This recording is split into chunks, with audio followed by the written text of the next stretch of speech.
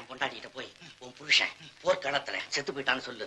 அவ அழுவா பாரு, அதை பாக்கிறது எனக்கு ஆசையா. என்னால முடியாது. இப்ப நீ போறியா இல்ல ஒன்னா நான் குத்தி பாக்கட்டும்? சொல்றதுக்கு ஆமா என்கிட்ட இதெல்லாம் பூபதி ஏன் அழற? போர்க்களத்துல என் கணவர் புறமுதுகிட்டு ஓடி வந்துட்டாரு. ஓடி வந்திருந்தா பரவாயில்லையே, உயிராவது தொத்திக்கிட்டு நிக்குமே.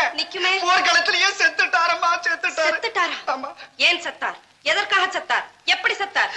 7-8 யானைங்க தலைய கிள்ளி வீர நட போட்டுக்கிட்டு வந்தாரு. அப்போ ஒரு குதிரை ஓடி வந்து காலால மிதியோன்னு மிதிச்சு கொன்னுடுச்சம்மா.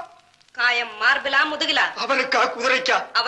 அவருக்கு வலது கால் கட்ட வரல. என் கணவர் செத்துட்டாரா? நான் சந்தோஷப்படுகிறேன். வீரத்தை நிலைநாட்டி விட்டார். நீங்கள் வீர மரணம் அடைந்தீர்கள். வீர பத்தினி என்று எல்லோரும் என்னை போற்றுவார்கள். போற்ற மாட்டாங்க. நான் செத்தால போத்துறதுக்கு. ஆமா, நீங்க ஏன் உயிரோட இங்க வந்தீங்க? விட்டுட்டானுங்களே. நீ வேணா கொன்னுடு. அம்மா, என்ன கல்யாணம் பண்ணிக்கிற அன்னைக்கு கூட உனக்கு இவ்வளவு சந்தோஷத்தை காணுமே.